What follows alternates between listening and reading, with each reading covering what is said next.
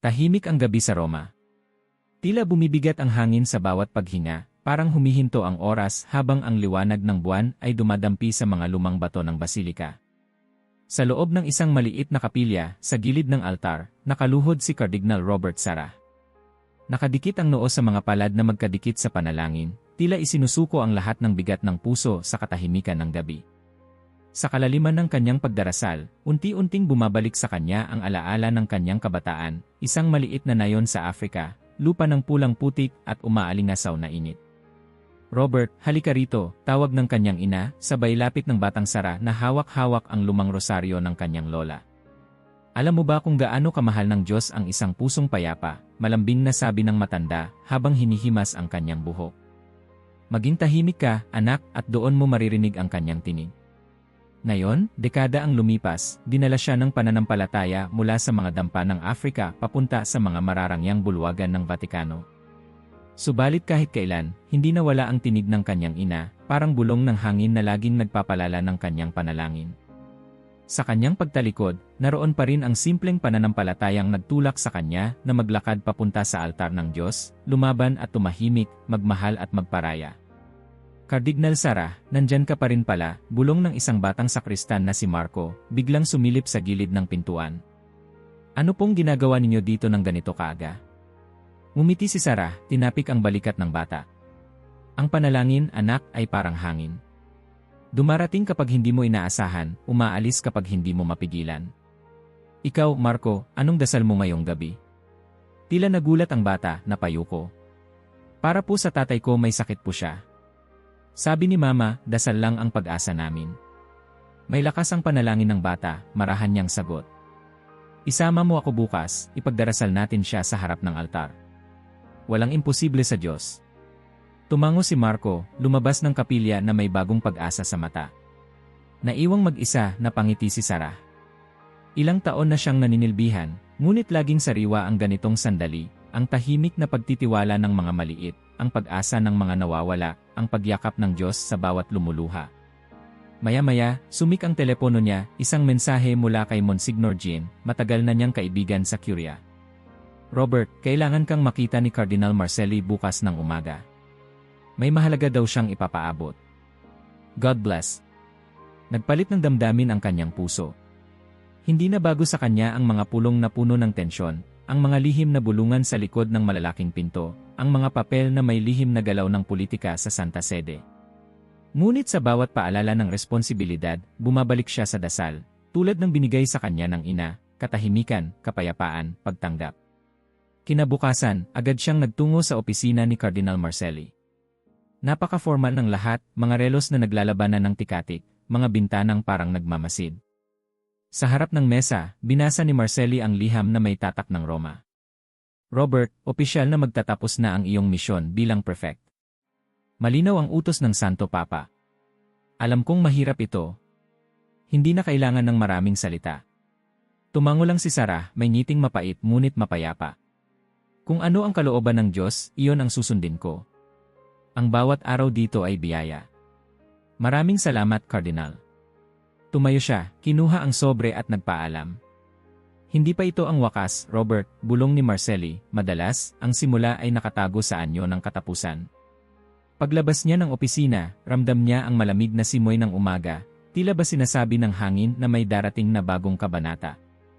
Dumaan siya sa gilid ng mga hardin, tinanaw ang kupola ng basilika, at tumigil sa harap ng isang batang madre na nagdidilig ng bulaklak. "Magandang umaga po, Cardinal," bati ng madre, si Sora Lucia, mahina ang boses ngunit maliwanag ang ngiti. "May bulaklak po kayong paborito?" "Rosal," sagot ni Sarah. "Maliliit pero matibay. Kagaya ng pananampalataya." Tahimik na nagpatuloy si Sarah. Pabalik siya sa kanyang silid, kinuha ang rosaryong bigay ng ina, at muling nagdasal. "Panginoon, ikaw ang bato ng aking buhay. Kung saan mo ako dalhin, doon ako pupunta. Wala akong dapat ikatakot." Sa sumunod na mga araw, nagsimula ng maramdaman ng buong Vatican ang pagbabagong paparating. Maging ang mga gwardya, mga madre, at kahit ang mga hardinero ay bulungan ng bulungan tungkol sa balitang ito. May pag-aalala, may kaba, ngunit may kakaibang paghangarin. Iba ang katahimikan ni Sarah, tila may bigat na hindi kayang buwagin ng anuman. Isang gabi, habang naglalakad siya sa pasilyo, hinarang siya ng isang batang pari, si Padre Mateo. Kardinal, totoo po bang aalis na kayo? Ano pong mangyayari sa amin? Sa liturhiya. Ngumiti si Sarah, hinawakan ang balikat ng pari. Hindi ako ang sentro ng liturhiya, anak. Ang Diyos. Kapag natutunan nating ituon ang mata sa altar, hindi sa tao, doon tayo magiging tunay na malaya. Napayuko si Padre Mateo, parang nabunutan ng tinik sa dibdib. Salamat po, Kardinal. Kailangan po namin kayo. Hindi mo ako kailangan. Kailangan mo ang Diyos, mahinahon niyang sagot. At lumakad siya palayo, tanga ng tiwala na ang mga binhi ng pananampalataya ay hindi natatapos sa isang tao lang. Lumipas ang ilang araw, nakatanggap siya ng liham mula kay Kardinal Adyeman, matagal ng kaibigan at kaagapay sa mga laban para sa liturhiya at pananampalataya. Robert, saan ka man dalhin ng panahon, dalhin mo ang dasal ng maraming umaasa sa iyo. Hindi biro ang iwanan ng kurya, pero alam kong ikaw ay magpapatuloy na ilapit kami kay Kristo, kahit sa katahimikan lang. Nagpadala rin ng liham si Maria, isang simpleng nanay mula sa Brazil. Kardinal, ang anak ko ay naging seminarista dahil sa isang homilya niyo. Ipagdasal ninyo siya. Sumunod ang daan-daang liham mula sa mga monghe sa mga monasteryo, kabataan sa Asia, mga madre sa Afrika. Lahat may isang dalangin, ang huwag maputol ang liwanag na sinimulan ni Sarah. Sa katahimikan ng kanyang silid, binasa ni Sarah ang bawat liham, bawat luha, bawat pag-asa. Tinanggap niya ito bilang tanda na ang bawat sakripisyo ay hindi nasasayang. Sa isang iglap, napuno ang kanyang puso ng kapayapaan. Walang galit, walang hinanakit, tanging pasasalamat at panalangin. Isang gabi, habang pinagmamasdan niya ang mga bituin sa bintana, sumik ang mensahe ng kanyang sekretarya. May darating na delegado mula sa Afrika, gusto kayong makita bukas. Tumango siya, may ngiti sa labi, handang harapin ang bawat bagong araw. Sa mga sumunod na linggo, naging mas malalim pa ang katahimikan ng Vatican. Tila lahat ay naghihintay ng susunod na hakbang. Ngunit si Sarah, alam niyang ang tunay na lakas ay hindi laging nasa spotlight. Sa bawat dasal, bawat simpleng pakikipag-usap, bawat liham na sinusulatan niya, nabubuo ang panibagong yugto ng kanyang buhay, ang panibagong yugto ng pananampalataya ng simbahan. Hindi pa niya alam ang lahat ng mangyayari, ngunit sa puso niya, malinaw ang sagot, nasa kamay ako ng Diyos. Siya lang ang bato. Siya ang simula at wakas ng lahat ng ito. Sa ganitong uri ng katahimikan, doon nagsisimula ang tunay na himala. Maagang maaga, muling naglakad si Kardinal Robert Sarah sa madilim na pasilyo ng Vatican. Habang pinipihit niya ang malamig na seradura ng opisina, ramdam niyang may kakaibang lamig ang umaga. Tahimik ang paligid, ngunit mabigat ang hangin na tila ba may nagbabadyang bagyo. Sa mesa, nakalatag ang isang sobre, puti, may selyo ng opisina ng Papa. Sa bawat hakbang palapit, kumakabog ang dibdib niya, hindi dahil sa takot, kundi dahil alam niyang isang yugto na naman ang magsasara. Binuksan niya ang liham. Napakalinaw ng nilalaman, opisyal na tinatanggap na ng Santo Papa Leo XIII ang kanyang pagbibitiw bilang prefect ng congregation para sa divine worship.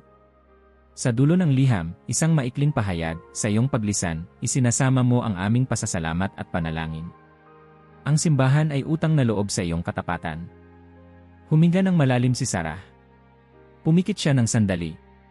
Sa katahimikan ng opisina, tila nagsimula ng lumutang ang mga larawan ng nakaraan, mga araw ng pagtatalo sa loob ng kurya, masiglang awitin ng chore sa misa, pagbati ng mga bata sa mga mahirap na lugar, at mga gabi ng pag-iisa sa harap ng tabernakulo.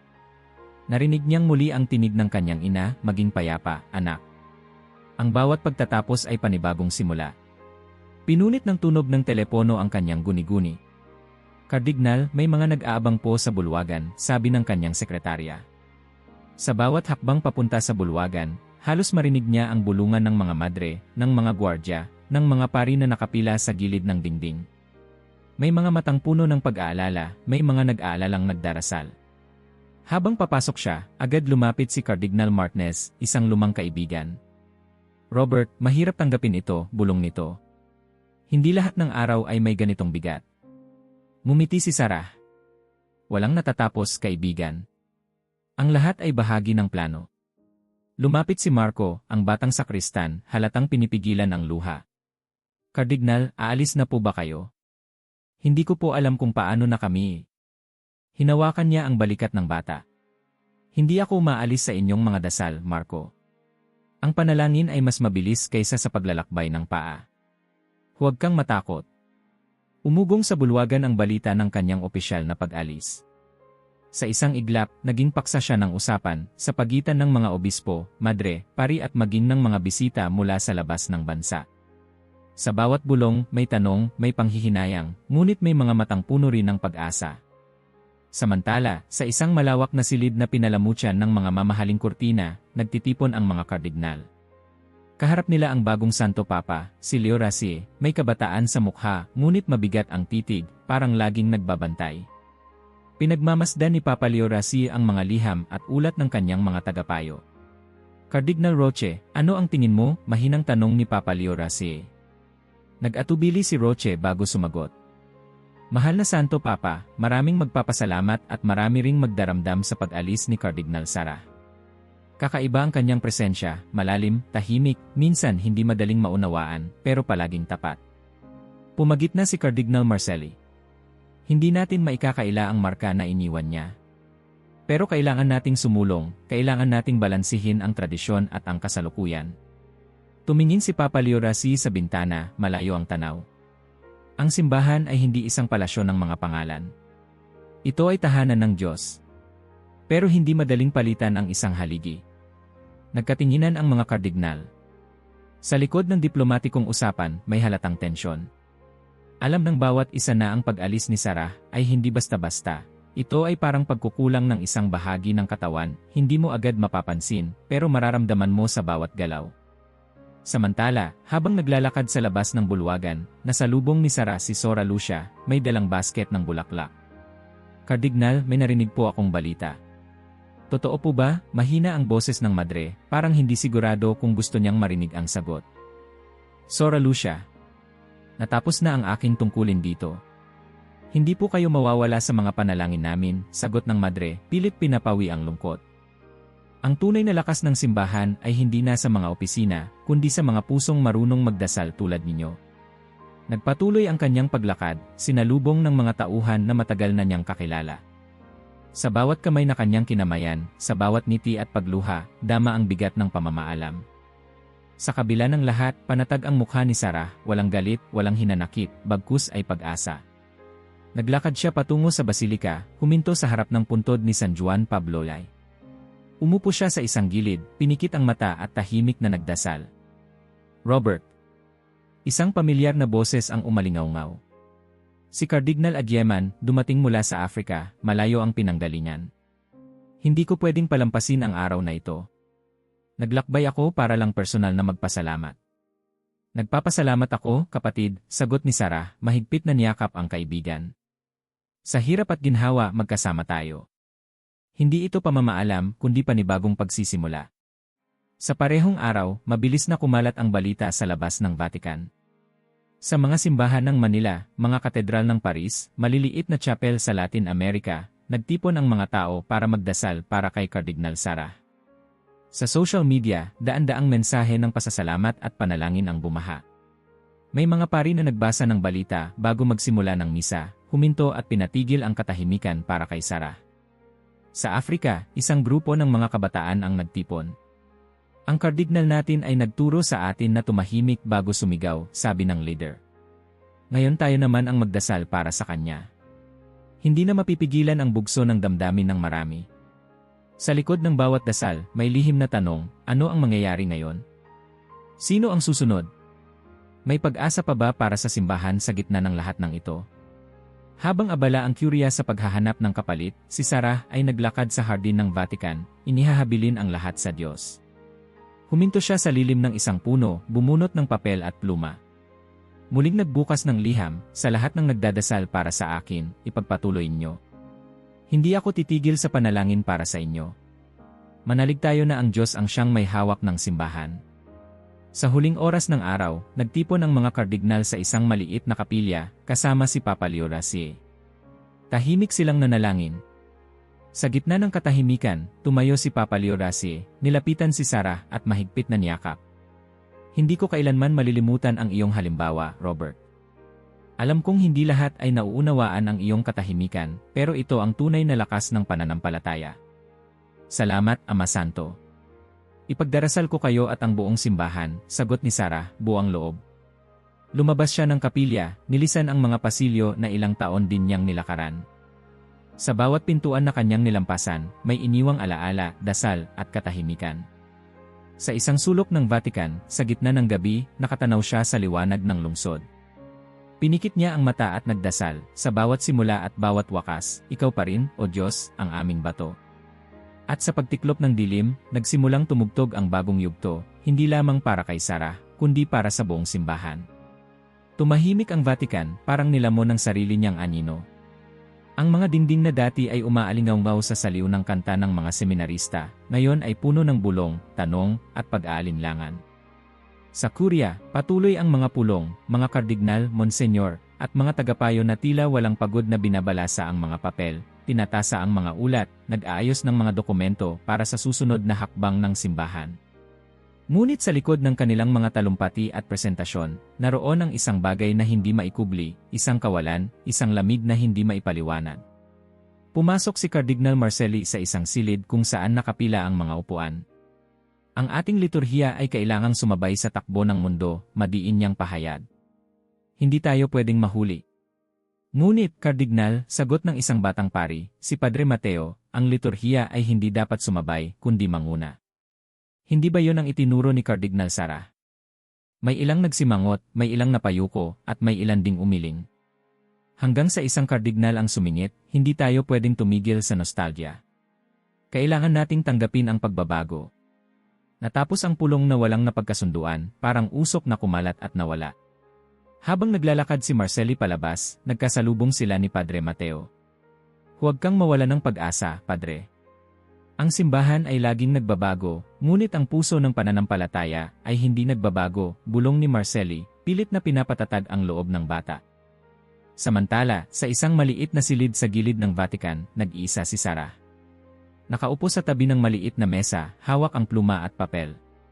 Isinusulat niya ang laman ng kanyang puso, hindi para sa mga tagapagsalita ng Kuria, kundi para sa mga simpleng kaluluwa na naghahanap ng liwanag sa gitna ng dilim.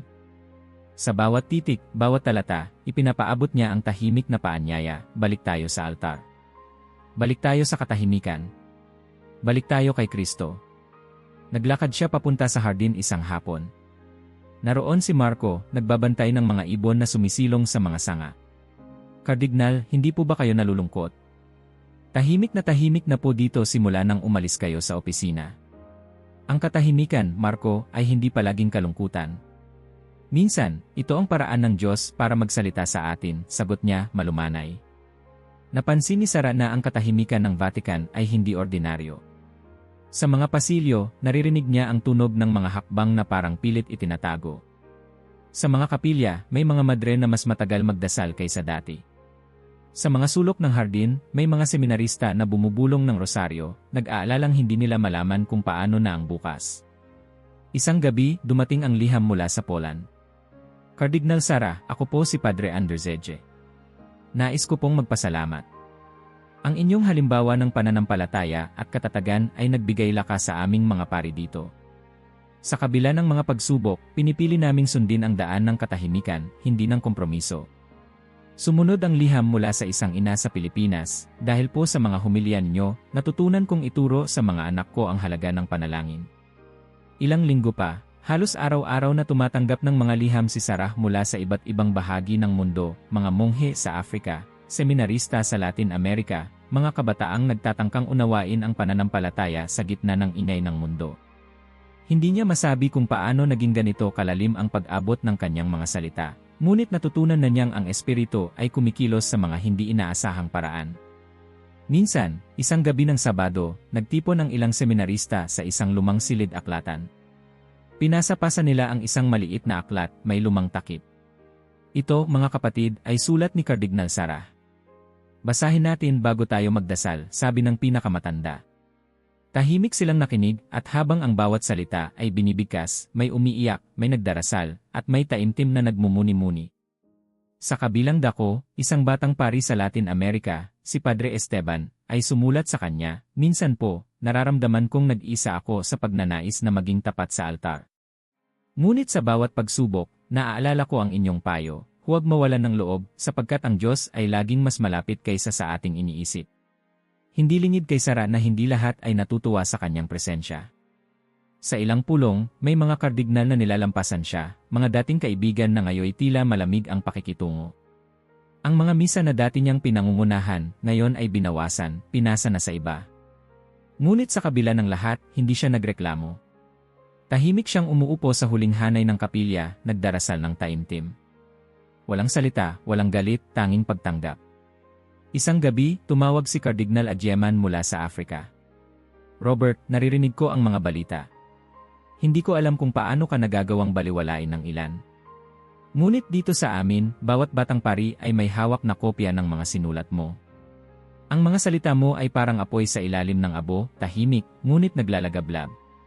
Walang sinuman ang nakakalusot sa mga plano ng Diyos, Adyeman, sagot ni Sara. Kahit gaano tayo kaliit, kahit gaano katahimik, ang kanyang pag-ibig ay hindi kayang hadlangan. Habang lumalalim ang gabi, umupo siya sa harap ng bintana, pinagmamasdan ang malayong liwanag ng Rome.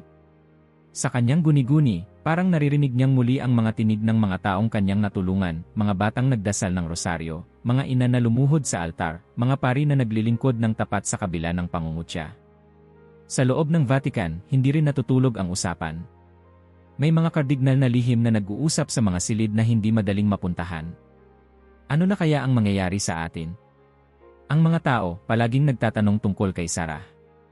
Hindi ba natin dapat imbitahan siya muli? Tanong ng isa. Ano ang silbi ng pagbalik sa dati? Dapat nating harapin ang bagong panahon, sagot ng isa pa. Ngunit kahit sa gitna ng malamig na politika at teolohiya, hindi mapipigilan ang pag-ikot ng usap-usapan tungkol kay Sara. Sa mga blog, lihim na grupo ng mga kabataan, at maliliit na kapilya sa mga nayon, palaging binabanggit ang pangalan niya. Para bang siya ang naging simbolo ng simbahan na hindi kayang tiklupan ng ingay ng mundo. Isang araw, habang nagdarasal siya sa kapilya, lumapit si Padre Mateo. Kardinal, marami pa pong natatakot. Parang lahat ng lumang kinagisnan namin ay biglang naglaho. Paano po namin haharapin ang panahon ng pagkalito? Tumango si Sara, pinatong ang kamay sa balikat ng pari. Walang masamang matakot, anak. Ang mahalaga ay huwag mong hayaang kainin ka ng takot. Dapat tayong magdasal. Manatili sa tabi ng altar. Doon lang may tunay na lakas. Dahil sa payo niyang ito, lalong lumalim ang ugnayan ng mga kabataan at ng mga pari sa kanya. Unti-unti, sa kabila ng katahimikan, sumisibol ang panibagong sigla. Maraming batang pari ang nagtatag ng mga maliit na grupo ng pagninilay, tahimik na nagbabasa ng mga sinulat ni Sara, at taimtim na nagdadasal tuwing gabi. Isang umaga, nakatanggap siya ng balita mula sa isang monasteryo sa Pransya. Kardinal, nagtatag kami ng perpetual adoration. Hindi kami titigil hanggat hindi bumabalik ang liwanag ng Eukaristya sa sentro ng aming buhay. Napangiti si Sara, nagpasalamat sa Diyos. Alam niyang kahit sa katahimikan, may apoy na hindi namamatay. Sa huling bahagi ng gabi, habang ang Vatican ay unti-unting nilalamon ng dilim, muling lumuhod si Sara sa harap ng altar. Tinawag niya sa panalangin ang lahat ng mga pangalan ng mga sumulat, mga pari, ina, bata, at kabataan na pinili ang katahimikan kaysa ingay ng mundo. Sa puso niya, naroon ang katiyakan, hindi kailanman mapapatay ng usok ang apoy na itinatago ng mga abo. Nagpatuloy siya sa pagsulat, sa pananalangin, sa pagiging tahimik na apoy sa gitna ng malamig na Vatican. Sa bawat letra, bawat panalangin, ipinapaabot niya ang mensahe. Ang tunay na lakas ng simbahan ay nasa katahimikan, sa pananalig, at sa pagmamahal sa Diyos. Dahan-dahan, ngunit sigurado, ang apoy sa ilalim ng abo ay muling nagsimulang umalab. Hindi ko makakalimutan ang araw na yon, bulong ni Padre Mateo, habang magkakatipon ang ilang pari at seminarista sa maliit na silid-aklatan. Sa mismong harap ng mga kardinal at tagapayo, tahimik lang si Kardinal Sara, pero bawat salita niya ay parang martilyo sa konsensya. Sa gitna ng mga sigaw, siya ang nagdala ng katahimikan. Tahimik na nakikinig ang mga kabataan. Sa bawat kwento, tila muling nabubuhay ang mga araw na lumipas, na parabang naroon sila sa mismong gitna ng mga laban na dinala ni Sara sa loob ng Furia. Isang seminarista, si Rafael, tumayo at nagsalita. Alam niyo ba, mga kapatid, na noong snodo ng amas niya, si Kardinal Sara lang ang tumindig na malinaw ang tinig, hindi para kontrahin ang sinuman, kundi para ipagtanggol ang altar at ang sentro ng misa. Ano pong nangyari noon? Tanong ng batang si Lucas. Ito ang kwento, sagot ni Padre Mateo.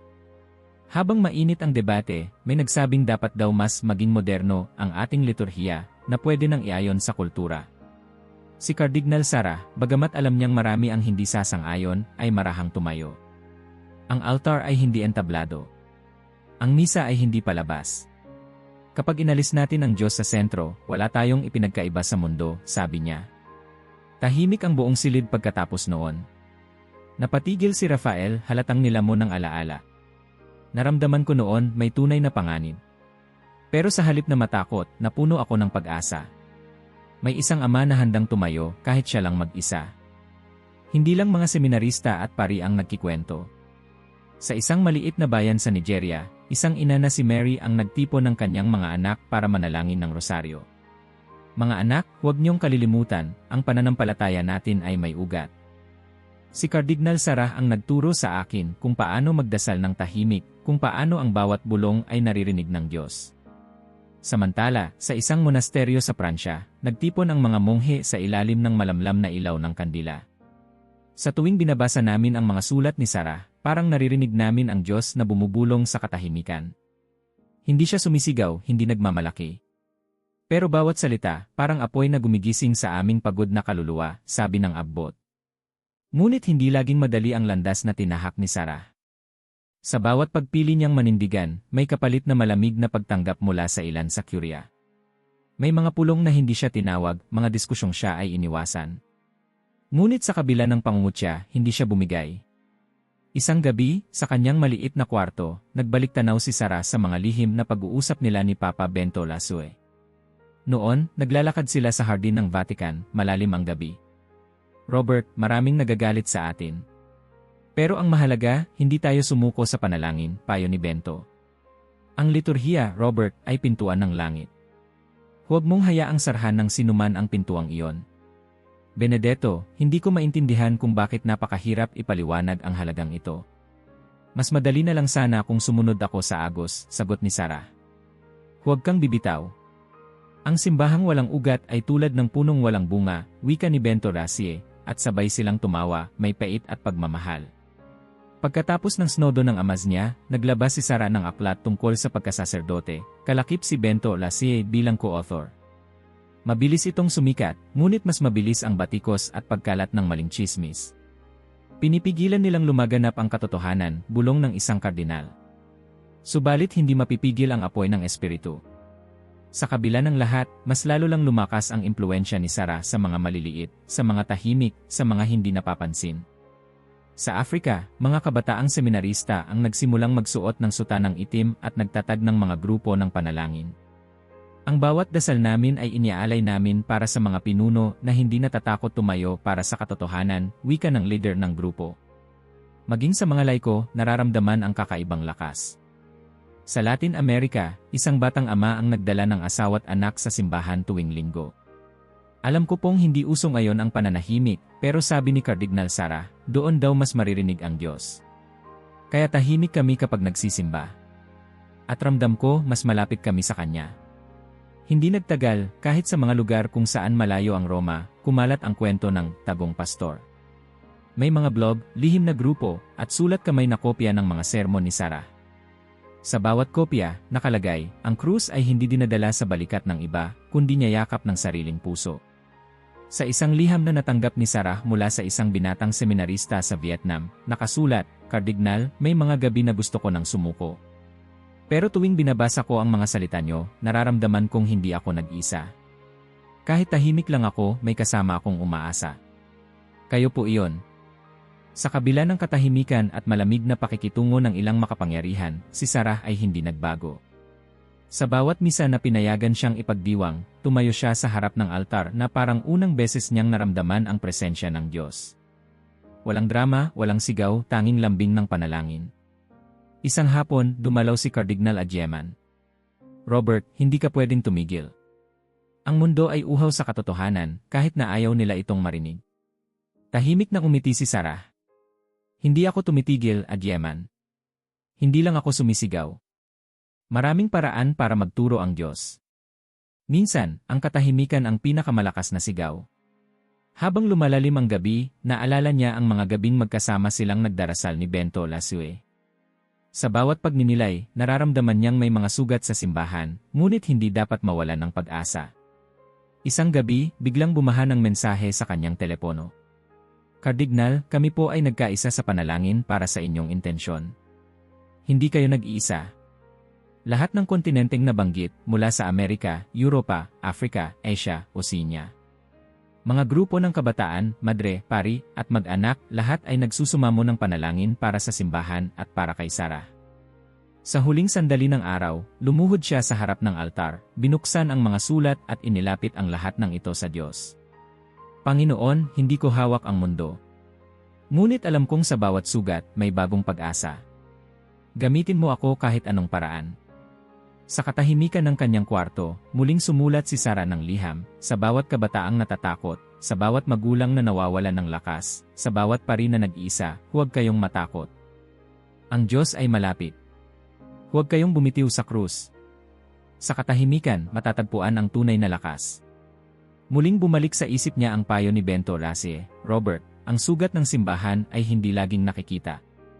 Pero ang bawat sugat ay pwedeng maging pintuan ng biyaya. At doon, sa gitna ng mga gabi ng panalangin, sumibol ang pag-asa na hindi na kayang patahimikin ng sinuman. Ang tinig ni Sarah, bagamat hindi sumisigaw, ay nag-umapaw sa lakas, isang tinig na tinanggap ang sugat, ngunit mas piniiling magtanim ng pag-asa. Madaling araw pa lang, naririnig na sa Vatican ang walang kapantay na katahimikan, hindi katahimikan ng kapayapaan, kundi ng lumbay at pag-aalala. Tumulog ang kampana, mariing tumambol sa hangin, namatay ang Papa. Sa isang iglap, nagsimulang maglakad ang mga monsenyor at mga gwardiya sa bulwagan, bitbit ang balitang yayanig hindi lang sa Roma kundi sa buong simbahan. Nagtipon-tipon ang mga tao sa 3 Peter's Square, nakayuko, tahimik na nagdarasal. Sa loob ng Vatican, naglakad si Kardinal Sarah sa tabi ng mga pader, ramdam ang bigat ng bawat hakbang. Lumapit si Marco, ang batang sakristan, luhaan ang mata. Kardinal, patay na po ang Papa. Tumango si Sarah, inakbayan ang bata. Ang buhay at kamatayan ay laging magkasama, anak. Lahat tayo ay tatawid, ngunit may plano ang Diyos. Nagtipon ang mga kardinal mula sa bawat sulok ng mundo. Dumating si Kardinal Adyeman mula sa Africa, si Kardinal Roche mula sa Inglaterra, si Kardinal Marcelli mula sa Italia, at marami pang iba. Sa bawat yakap at bati, may halong kaba. Alam nilang ang susunod na mga araw ay magtatakda ng bagong yugto, hindi lamang para sa Vatican, kundi para sa buong simbahan. Sa gabi, naganap ang unang pulong sa Salaridia. Mabigat ang hangin, parang may bumabalot na ulap sa bawat salita.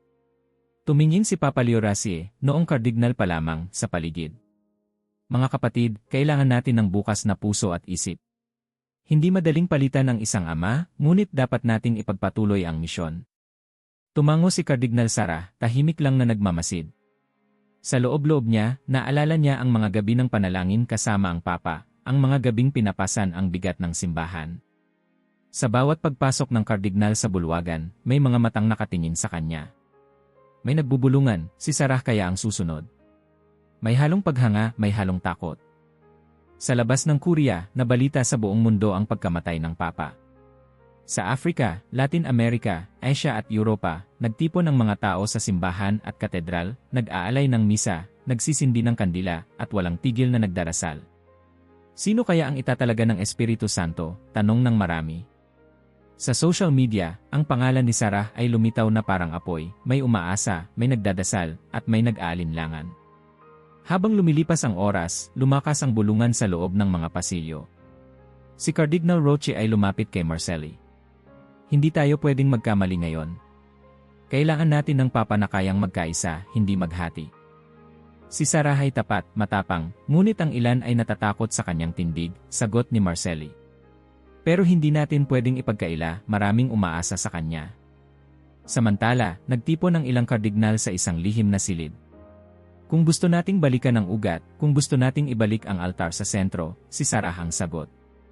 Pero alam din nating marami ang mag-aalburuto, bulong ng isa.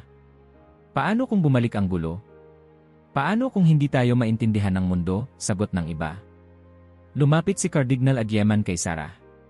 Robert, handa ka na ba kung ikaw ang tawagin? Muling ngumiti si Sarah, may lalim ang mga mata.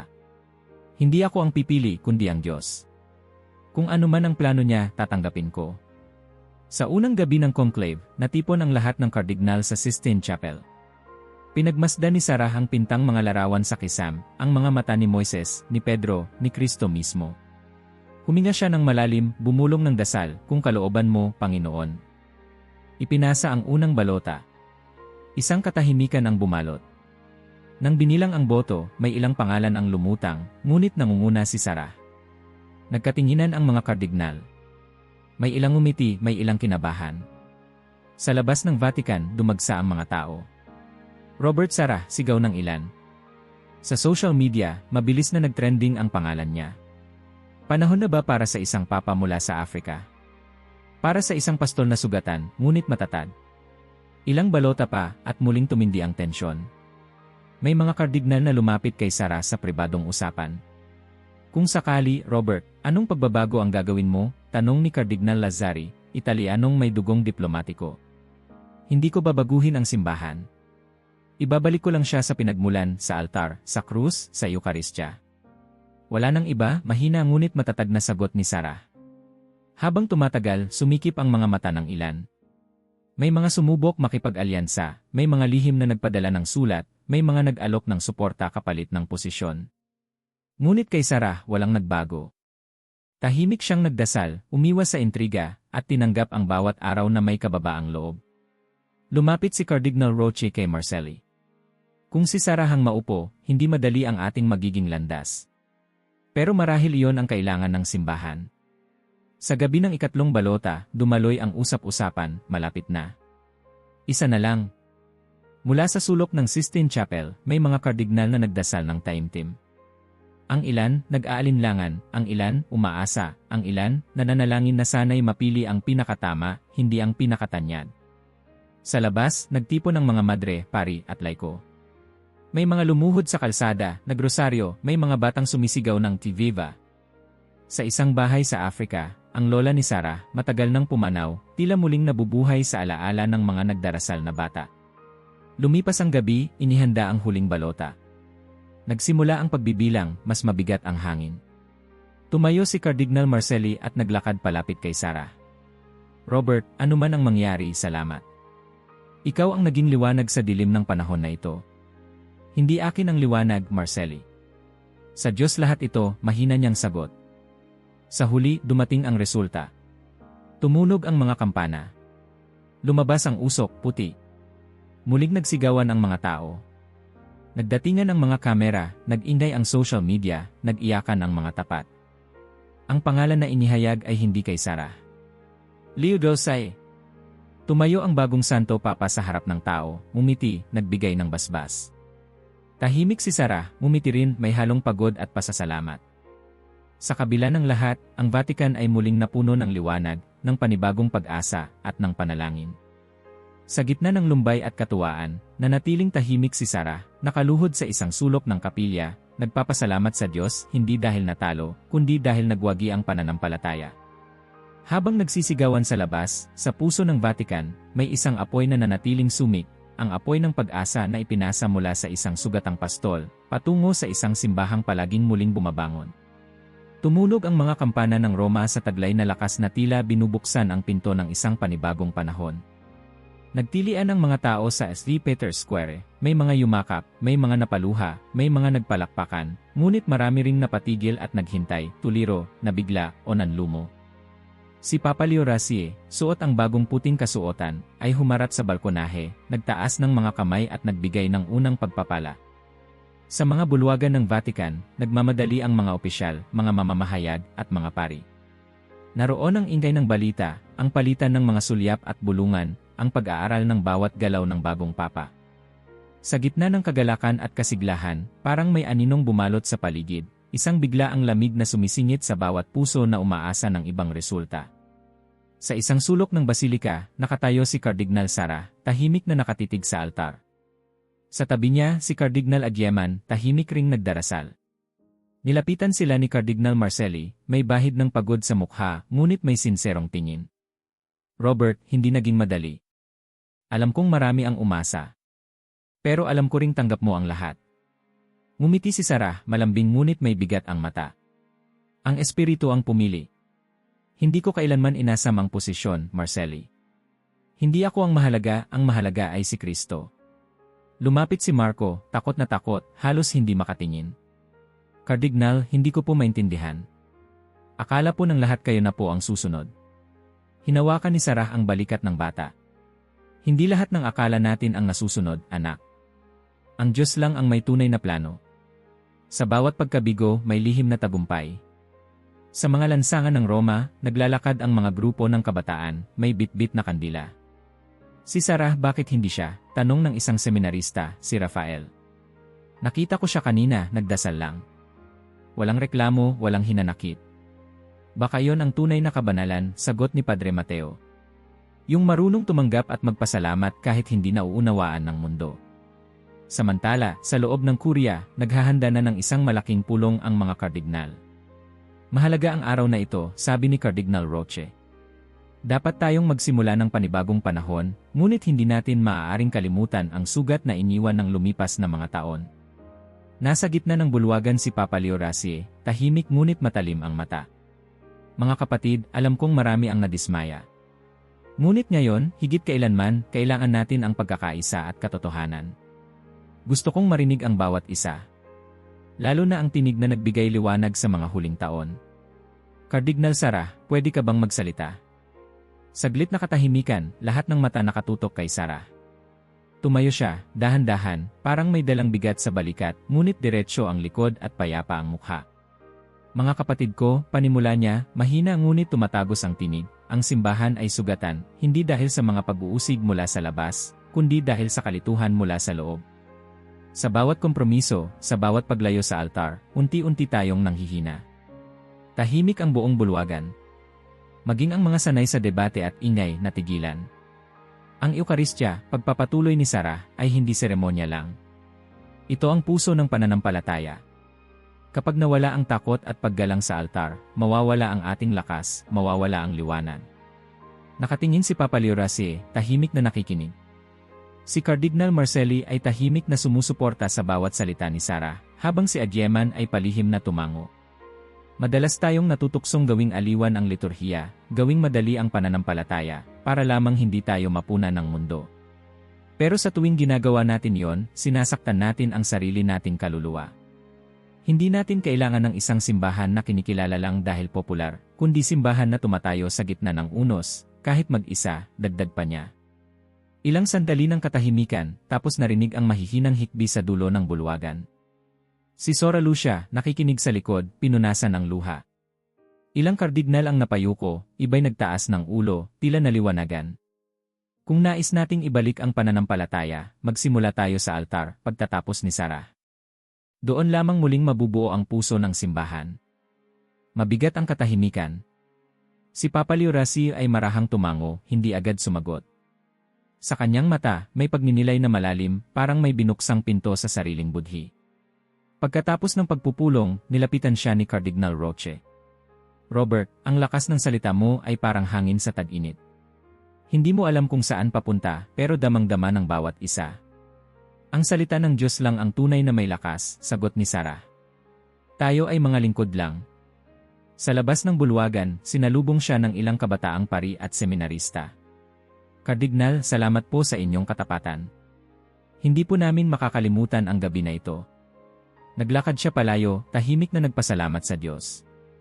Sa likod ng kapilya, muli niyang binuksan ang kanyang lumang rosaryo, nagdasal para sa bagong papa, sa buong simbahan, at sa lahat ng nagdadalamhati at umaasa. Lumipas ang ilang araw, mabilis na kumalat ang balita tungkol sa talumpati ni Sarah.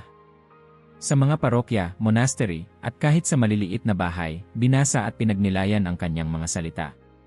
Sa social media, hindi na lamang pangalan ni Sarah ang pinag-uusapan, kundi ang mismong Eukaristya at altar, ang sentro ng pananampalataya. Isang gabi, naglakad si Sarah sa hardin ng Vatican, tanaw ang kupola sa ilalim ng buwan. Hindi niya naisipang maging papa, hindi niya inasam ang trono. Ngunit sa katahimikan, naramdaman niyang higit pa sa titulo ang ipinagkatiwala sa kanya, maging tinig ng liwanag sa gitna ng kalituhan. Sa kanyang puso, hindi na mahalaga kung panahon ba ito ng primavera o gera.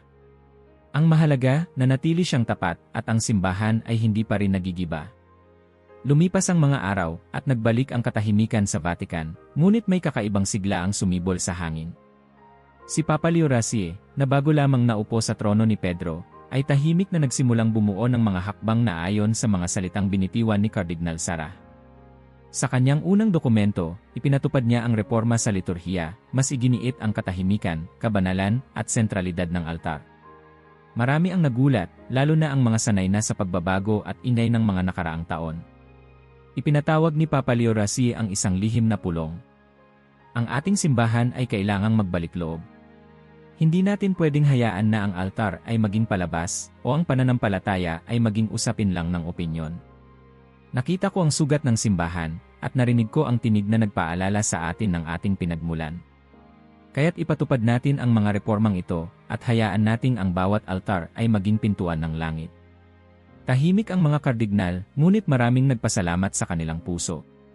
Sa mga monasteryo, umiyak ang mga monghe. Sa mga seminaryo, sumigla ang pag-aaral ng mga kabataan. Sa mga malalayong parokya, muling naging laman ng usapan ang sakramento at pagdalang. Samantala, si Sarah ay tila lalo pang nawala sa mata ng mga politiko at tagapamahala ng kurya. Ngunit sa likod ng tabing, lalo siyang naging makapangyarihan. Hindi dahil sa posisyon, kundi dahil sa liwanag na iniwan ng kanyang halimbawa.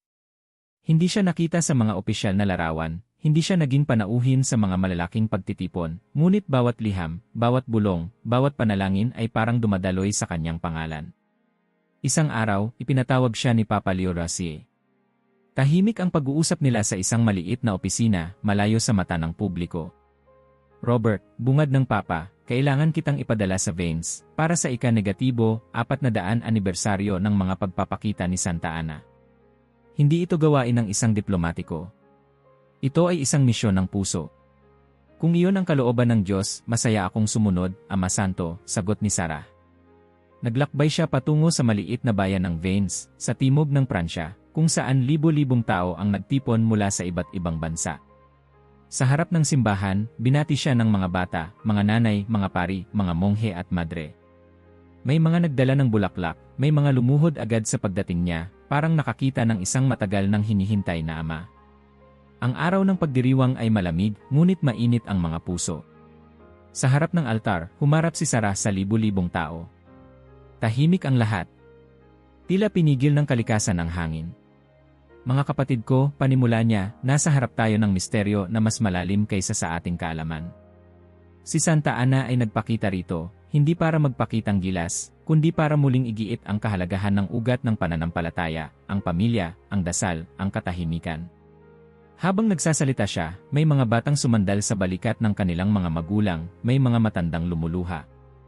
Ang simbahan na walang alaala ay parang bahay na walang pundasyon. Ang taong umaalis sa altar, naliligaw. Ngayon, tinatawagan tayo ni Santa Ana at ni Maria, bumalik tayo sa pinagmulan, bumalik tayo sa sagrado. Umugong ang katahimikan, mas malakas pa sa palakpakan. Napatingala ang mga tao, parang may nagniningning na pag-asa sa kanilang mga mata. Sa huling bahagi ng homilya, bumulong si Sarah, huwag kayong matakot sa katahimikan. Sa katahimikan, naroroon ang Diyos. Sa katahimikan, muling nabubuhay ang simbahan. Matapos ang pagdiriwang, naglapitan ang mga tao, may mga yumakap, may mga nagpasalamat, may mga umiyak. Isang batang seminarista ang lumapit, nanginginig ang boses. Cardinal, noon ko po nabasa ang The Power of Silence. Dito ko po naintindihan na ang kabanalan ay hindi ingay. Kayo po ang nagbigay sa akin ng lakas na sundin ang bokasyon ko. Ngumiti si Sarah, marahan ng tinig. Hindi ako. Ang Diyos. Lagi mong hanapin siya sa gitna ng katahimikan. Hindi nagtagal, nagbalik siya sa Roma, dala ang mga liham ng pasasalamat at panalangin ng libo-libong tao. Hindi siya nagdala ng parangal, hindi siya kumuha ng larawan, at lalong hindi niya inangkin ang tagumpay ng pagdiriwang. Bumalik siya sa kanyang simpleng selda, nagdasal, nagbasa ng banal na kasulatan, at nag-ayuno, tahimik at kontento. Sa bawat gabi, nagpadala siya ng liham sa mga pari at seminarista. Mga kapatid, ang liwanag ay hindi palaging makikita sa harap. Minsan ito ay itinatago ng Diyos upang lalo tayong magtiwala sa Kanya. Maging sentinela kayo ng altar, maging bantay ng katahimikan. Hindi na siya naging balita sa mga pahayagan. Ngunit sa mga maliliit na grupo ng panalangin, sa mga monasteryo, at sa mga puso ng kabataan, si Sarah ang patuloy na pangalan na bumabalik, hindi bilang leader, kundi bilang patnubay. Isang gabi, habang lumuluhod siya sa harap ng tabernakulo, pumasok si Marco, dala ang isang puting kandila. Kardinal, gusto ko pong magdasal para sa lahat ng pari na hindi natatakot magsabi ng totoo. Hinawakan ni Sarah ang balikat ng bata. Ikaw ang pag-asa ng simbahan, Marco. Huwag mong kalimutang manalangin para sa akin, dahil lahat tayo ay bantay, sentinela na tanging Diyos lang ang nakakakita. Tahimik na sumabog ang bagong sigla sa simbahan. Walang palakpakan, walang sigawan, ngunit may apoy na dumadaloy sa bawat panalangin, sa bawat pagkilos, sa bawat tahimik na sakripisyo. Sa gitna ng obscuridad, lalong lumiwanag si Sarah, hindi sa mata ng mundo, kundi sa mata ng Diyos. Habang tumatagal, lalo siyang naging sentinela, tagapagtanggol, gabay na hindi kailanman napagod. At sa kanyang katahimikan, muling nabuhay ang pag-asa ng simbahan, apoy na hindi kailanman mamamatay. Sa unti-unting pagdating ng tagsibol, sumabog ang mga bulaklak sa hardin ng Vatican, parang sagot sa tahimik na pagbabago na kumakalat sa simbahan. Sa bawat sulok ng mundo, hindi mga palasyo o opisina ang naging sentro ng usapan, kundi mga simpleng silid, mga kapilya, mga tahanan, at mga kamay na nagbubuklat ng mga liham at aklat na pinirmahan ni Kardinal Sarah. Sa isang lumang monastery sa Pransya, pinagsaluhan ng isang grupo ng batang monghe ang bagong dumating na liham. Mga kapatid, sabi ng pinakamatandang monghe, basahin natin ang liham ni Sarah bago tayo matulog. May kakaibang liwanag ang mga salita niya, hindi ito sigaw, kundi apoy na dahan-dahang nagpapainit sa puso. Tahimik silang nagtipon sa paligid ng kandila, tahimik na binabasa ang mga linya tungkol sa katahimikan, panalangin, at pagtitiwala. Samantala, sa Latin America, nagtipon ang isang grupo ng kabataang pari sa likod ng simbahan, nakaupong bilog sa malamig na semento.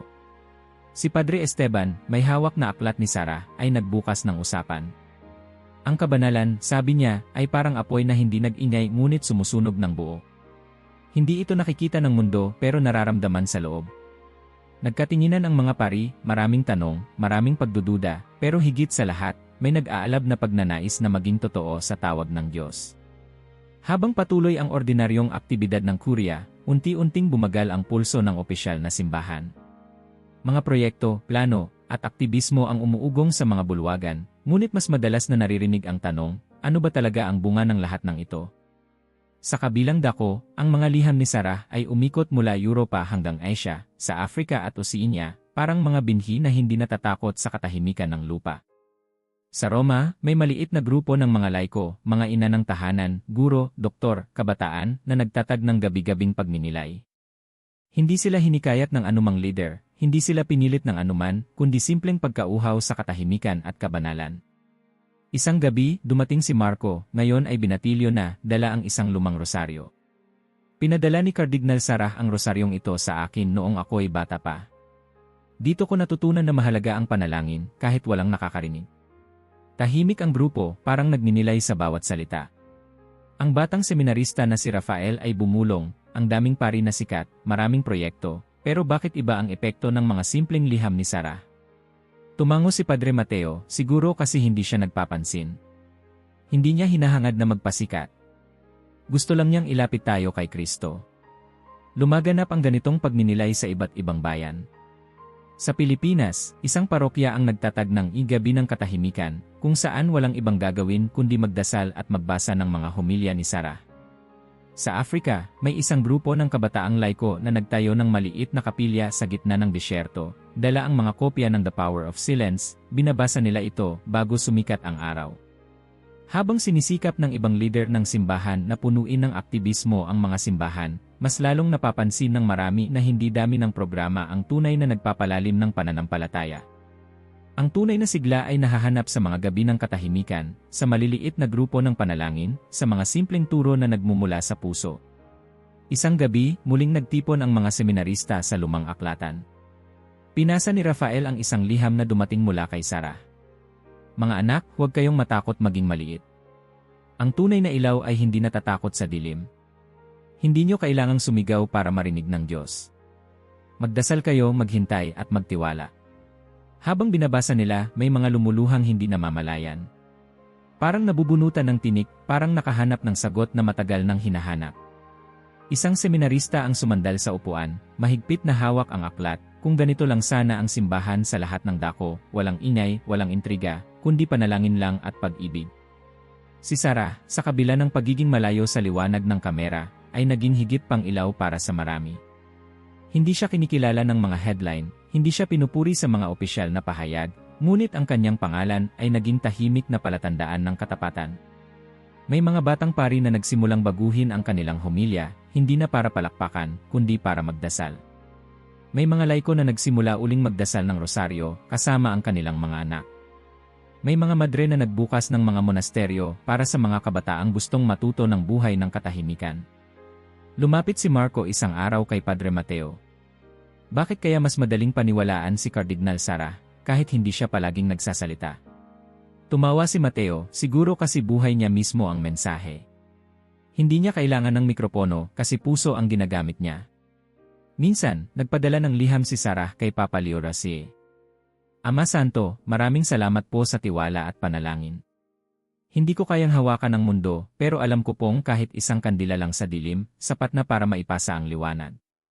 Maikling sagot ng Papa, ikaw ang kandila ng simbahan sa panahong ito, Robert. Habang sumisibol ang mga grupo ng panalangin at katahimikan, patuloy din ang ingay ng opisyal na mundo. May mga nagtanong, may mga nagbatikos, may mga nagsabing hindi sapat ang tahimik na debosyon. Ngunit hindi na yon mahalaga sa mga taong natutong maghintay at magdasal. Sa huling gabi ng tagsibol, habang ang buwan ay unti-unting tumatakas sa ulap, nagtipon ang isang maliit na pamilya sa Roma. Binasa ng ama ang isang pirasong papel, isang homilya ni Sarah, ang krus ay hindi para gawing magaan ang buhay. Ang krus ay para malaman natin na mahal tayo ng Diyos kahit mahirap. Tahimik ang buong tahanan. Sa sulok, may batang umiiyak, niyayakap ng ina. Sa bintana, sumilip ang liwanag ng buwan, parang paalala na kahit gaano karami ang dilim, sapat na ang isang ilaw para makita ang daan. Si Sarah, sa kanyang selda, muling lumuhod at nagdasal. Hindi niya nakita ang epekto ng kanyang mga liham, hindi niya narinig ang mga papuri o reklamo, ngunit ramdam niyang umiinog na ang mundo sa ilalim ng katahimikan ng Diyos. Sa pagbabalik ng umaga, dumating ang balita mula sa ibang bansa, isang monasteryo sa Asia, isang grupo ng kabataan sa Africa, isang parokya sa Latin America, lahat ay tumatawag ng isang pangalan. Hindi bilang pinuno kundi bilang gabay. Ang ilaw ng katahimikan ay bumigat, hindi dahil sa pagsubok, kundi dahil sa dami ng puso na ngayon ay naglalakad sa ilalim ng liwanag na yon. Hindi alam ng mundo, ngunit ang tunay na pagbabago ng simbahan ay nagsimula na, hindi sa tuktok, kundi sa mga ugat, hindi sa ingay ng entablado, kundi sa katahimikan ng mga pusong umaasa. At sa bawat gabi, sa ilalim ng isang langit, ang bigat ng liwanag ay naging kagalakan ng mga nagpapakababa, naging lakas ng mga sugatan, at naging pag-asa ng bawat naghahanap ng Diyos. Sa kalagitnaan ng isang maulap na gabi, walang ibang tunog sa loob ng Vatican, kundi ang mahina at mabagal na yabag ni Kardinal Sarah habang tinatahak ang madilim na pasilyo. Hindi niya kailanman inasam na siya'y makilala, ni magkaroon ng anumang kapangyarihan. Ngunit sa paglipas ng panahon, naging likas sa kanya ang mabuhay sa gilid ng liwanag, sa katahimikan ng mga anino. Sa kanyang maliit na selda, hinubad niya ang lumang balabal at naupo sa harap ng munting lamesa. Sa ibabaw ng mesa, nakalatag ang rosaryong binigay ng kanyang ina, isang lumang Biblia, at ilang liham na pinadala mula sa iba't ibang dako ng mundo. Binuksan niya ang bintana. Ang malamig na hangin ng Roma ay pumasok, waring nagdadala ng mga bulong ng mga panalangin na bumabalot sa lungsod. Lumuhod siya sa sahig, at sa katahimikan ng silid, sinimulan niyang sambitin ang mga pangalan ng mga sumulat sa kanya, mga pari na nag-aalinlangan, mga madre na nananabik sa pag-asa, mga bata na umiiyak sa gitna ng gyera, mga magulang na nilalamon ng takot para sa kinabukasan ng kanilang mga anak. Hindi na mahalaga kung naririnig siya ng mundo, sapat nang naririnig siya ng Diyos. Habang sumasabay ang ulan sa labas, naalala ni Sarah ang mga sandali ng kanyang buhay, ang araw ng kanyang ordinasyon, ang unang beses na siya ay lumuhod sa harap ng altar, ang mga gabing umiiyak siya sa harap ng tabernakulo. Hindi alam kung paano ilalapit ang simbahan sa tunay na sentro nito. Naalala niya rin ang araw ng conclave, ang tanong na bumulong sa bawat sulok, paano kung ikaw ang napili, Robert? Ano kaya ang simbahang mabubuo mo? Sa silong ng isang simbahan sa Nigeria, nagtipon ang mga batang seminarista, nag-uusap sa dilim ng gabi. Bakit kaya hindi si Sarah ang naging papa? Tanong ng pinakabata. Kung siya kaya, ano kaya ang mangyayari sa mundo? Sagot ng nakatatanda, siguro mas maraming tatahimik, mas maraming magbabalik sa altar. Pero siguro, mas marami ring magagalit, mas maraming magtatanong. Sa Pransya, may isang abot na sumulat sa komunidad, ang mundo ay pumili ng mas madali. Hindi laging handa ang tao sa lider na sugatan at mahina sa tingin ng mundo, pero matatag sa loob. Sa isang bayan sa Latin America, nagtipon ang mga nanay, nagdasal ng rosaryo, at sa gitna ng katahimikan ay bumulong, kung si Sarah sana, baka mas madali ang paniniwala, baka mas totoo ang mga luha.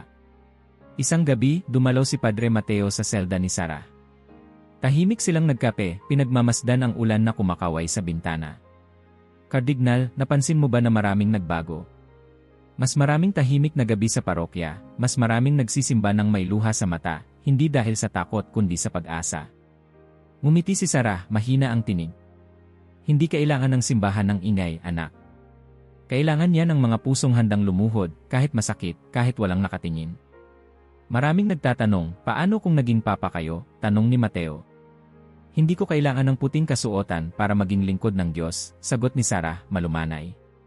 Marahil, ang kailangan lang talaga ng mundo ay makita na mayroong pastor na hindi natatakot sa sugat, hindi natatakot magdusa para sa mga tupa, at hindi nagtatago sa likod ng titulo. Lumipas ang mga araw, at unti-unti, sa bawat sulok ng simbahan, naglalabasan ang mga tanong at bulong, paano kung naging siya? Ano ang nawala? Ano ang natutunan natin? Ngunit sa bawat pagtatanong, mas marami ang nagsimulang magdasal. Sa bawat pagtahimik, mas dumami ang nagsimulang maglakad pabalik sa altar. Habang palapit ang hating gabi, nagsimula siyang magsulat. Ang tunay na pastol ay hindi ipinaglalaban ng sarili, kundi ang mga tupa. Ang lakas niya ay hindi sa dami ng sumusuporta, kundi sa lalim ng kanyang pagtitiwala. Ang tunay na leader ay handang magdusa, maging sugatan, basta't mailapit ang bawat kaluluwa kay Kristo. Habang lumalalim ang gabi, naririnig sa Vatican ang mga tunog ng pag-iyak, pagtawa, at panalangin, lahat ng ito ay bahagi ng buhay ng simbahan. Si Papa Leo Racie, sa kanyang silid, ay nagmuni-muni, nagbasa ng mga liham na ipinadala ni Sarah, at binulong, "Salamat, Robert. Sa bawat panalangin mo, mas nagiging malinaw ang daan." Sa Africa, sumik ang araw, at isang batang seminarista ang humarap sa altar, mahigpit na hawak ang aklat ni Sarah. Sa bawat bansa, may lumalapit sa kumpisalan, may nagtatag ng bagong grupo ng panalangin, may batang nagtanong sa magulang kung ano ang ibig sabihin ng kabanalan. Sa lahat ng ito, ang pangalan ni Sarah ay hindi sumigaw, ngunit naramdaman ng lahat. Sa huling bahagi ng gabi, binuksan ni Sarah ang bintana ng kanyang silid, inamoy ang malamig na hangin, at nagdasal. Panginoon, maraming salamat. Hindi ko alam kung sapat ang aking buhay, kung may nagbago, o kung may nawala. Pero alam ko pong sapat na ang katahimikan kung dito kita makikita. Biglang may kumatok sa pinto. Si Marco, dala ang maliit na basket ng tinapay. Kardinal, galing po ito sa mga seminarista. Gusto lang po nilang magpasalamat. Wala pong seremonya, wala pong programa. Gusto lang po nilang malaman nyo na mahalaga po kayo. Tinanggap ni Sarah ang basket, ngumiti, at tahimik na nagdasal ng pasasalamat. Sa liwanag ng maliit na kandila, nagdasal siya para sa mga seminarista, para sa mga batang pari, para sa mga ina at ama ng tahanan, para sa mga nagdurusa at mga umaasa. Hindi niya alam na habang siya ay nagdarasal, sa kabilang dako ng mundo ay may batang umiiyak dahil naramdaman ang bigat ng pag-asa. Sa Asia, may grupo ng mga kabataan na nagrosaryo, hinihiling na sana'y maranasan din nila ang katahimikan ng isang tunay na pastor. Sa bawat sulok ng simbahan, kahit hindi na binabanggit ang pangalan ni Sarah sa mga balita, naroon pa rin ang kanyang impluensya. Hindi bilang isang pinuno, kundi bilang ama, isang pastol na sugatan, na pinili ang katahimikan kaysa palakpakan, na pinili ang krus kaysa trono. Lumapit si Padre Mateo sa altar, tumabi kay Sarah. Kardinal, alam mo po bang sa bawat salita nyo, mas nagiging malinaw ang langit? Hindi dahil sa talino, kundi dahil sa sugat na pinili nyong yakapin. Mateo, ang sugat ay hindi hadlang sa kabanalan. Ito ang pintuan ng awa. Sa bawat hirap, doon dumarating ang liwanag. At doon, natutunan ko na ang tunay na lakas ay ang magpatawad, magmahal, at umasa. Muling nagbalik si Sarah sa selda, binasa ang isa pang liham, Kardinal, ako po ay isang ordinaryong guro. Pero dahil sa mga sulat niyo, natutunan kong huwag matakot magmahal kahit mahirap. Hindi ko po kayo nakita, pero naramdaman ko po ang Diyos sa katahimikan nyo. Salamat. Sa huling oras ng gabi, naglakad siya sa hardin ng Vatican, tinitingala ang mga bituin. Panginoon, hindi ko alam ang susunod. Pero alam ko pong hawak mo ang lahat. Sa bawat hakbang, naramdaman niya ang bigat at gaan ng pagiging pastol, hindi sa dami ng nagmamahal o tumutulig sa, kundi sa lalim ng pagtitiwala sa Diyos. Habang sumisikat ang araw, tumunog ang kampana ng Roma. Sa bawat bahay, bawat simbahan, bawat puso na tinuruan niyang magdasal, nagising ang panibagong pag-asa. Hindi siya naging papa, ngunit naging liwanag siya sa dilim ng simbahan. Hindi siya naging hari, ngunit naging pastol siyang sugatan, tapat, at walang takot. At sa katahimikan ng huling dasal, narinig niya ang bulong ng Diyos, "Tama na ang katahimikan, anak. Ang liwanag mo ay hindi na sa iyo lang, kundi sa kanila na humahanap sa akin." Sa wakas, naiwan si Sarah, hindi bilang alamat, hindi bilang santo, kundi bilang tao. Isang pastol na sugatan, na piniling tumutok sa altar, sa krus, at sa walang hanggan. At sa dulo ng lahat, ito ang tunay na pamana. Ang tunay na leader ay hindi kailangan ng korona o palakpakan, kailangan lang ng pusong handang mamatay sa katahimikan, para muling buhayin ang simbahan sa liwanag ng pag-asa at pag-ibig. I like ang video at mag-subscribe sa channel kung nagustuhan mo.